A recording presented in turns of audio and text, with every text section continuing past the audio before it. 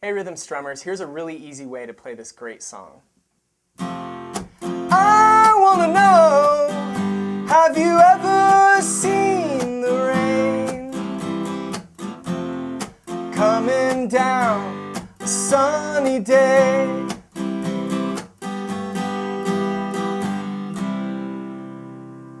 Now I can only play you about 30 seconds of the song, so I'm going to stop here for a second and show you a strum pattern and some chords that'll work for this song and a ton of other great songs. Okay, let's check out this strum pattern. Grab a G chord, and as you can see in this diagram, we've got down and up arrows alternating, and those tell you to strum down and up like this, 1 and 2 and 3 and 4 and then we've got accent arrows on the 2 and the 4, which goes like this, 1 and 2 and 3 and 4 and 1 and 2 and 3 and 4 and then we're going to add some what I call whacks in here, which go on the 2 and the 4. So as you can see in this next diagram, we've got an X on the 2 and the 4 arrows, which means there's no chord sounding there. And the W above it means you're whacking the strings when you're doing it. It sounds like this. 1 and 2 and 3 and 4 and 1 and 2, like that. Now, if you haven't done a whack before, you may not be calling it a whack, but a lot of you have probably done this before. If you haven't, it's a difficult skill, so let me take a couple moments here to explain it. There are a couple different ways to hold to position your hand when you do a whack. Some people like to mute with the palm of their hand, kind of the heel of their palm. I use the ulnar part of the hand, the karate chop part right here, and so I'm going to show you how to do that technique. Hold your pick and make kind of an OK sign, and what that's going to do is give you a nice big area to mute all the strings. One of the difficult things about a whack is that sometimes people still get strings ringing when they do it, and so making your hand bigger will cover all the strings.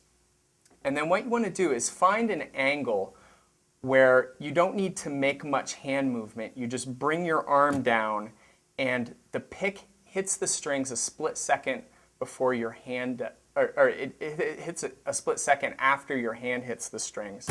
And so it makes this muted sound. It sounds a lot like a snare drum, and so in this strum pattern, making the sound on the 2 and the 4, that's the same sound that the snare drum is making in the drums in a song that uses this strum pattern. So let's try this a little bit. Just come down onto the strings at an angle, not what would you call this? Parallel to the face of the guitar, but come in at a little bit of an angle so that your hand's kind of crashing into the strings. And then you want your hand to stop on the strings, not slide down across them. Have them stop on the strings, the pick rakes across the strings, and you get that kind of sound. You need to make a little flick with your wrist at the last second to get the pick to rake across the strings. But it's not that big of a movement. Almost all the movement is done with your arm. So fool around with that for a little while. Try not to hurt yourself. Now, next, we need to figure out how to strum up after a whack. What you want to do is make sure that the pick lands below the strings when you finish your whack so that you can go immediately into an up strum. Check this out. See that? The pick comes down below the strings and then I'm able to strum up. So practice the whack some more like this, and make sure that the pick comes all the way down below the strings. And then when you're ready, do this.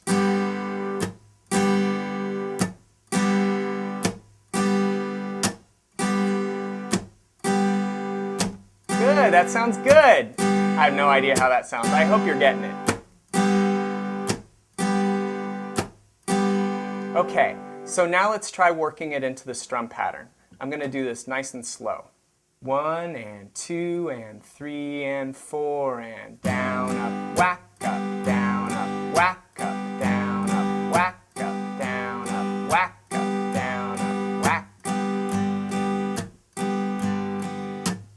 That Sounds good. I have no idea how that sounds. I hope you're not hurting yourself. Down, up, whack, up, down, up, whack, up, down, up, whack, up, down, up, whack, up, down, up, whack, up, down, up, whack, up, down, up, whack, up. I'm going to slow it down a little bit more.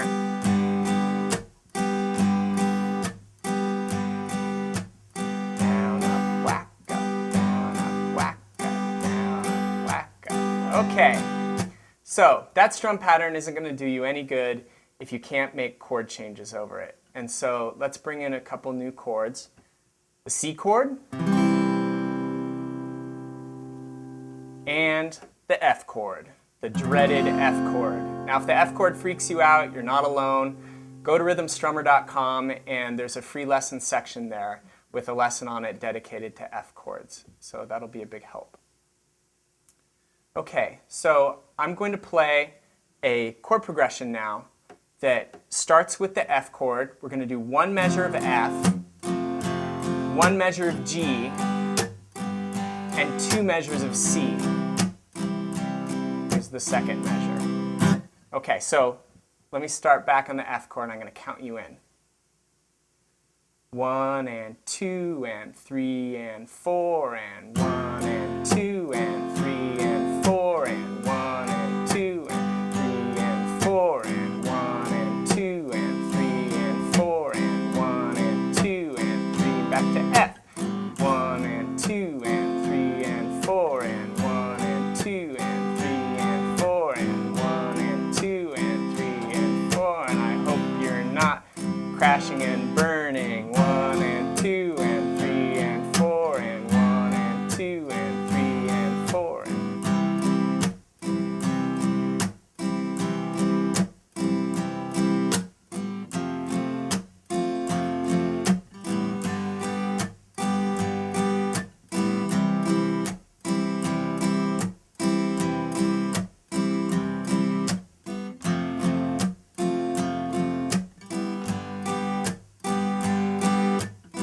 All right, so this is how this fits in the song now. I wanna know, have you ever seen the rain coming down a sunny day?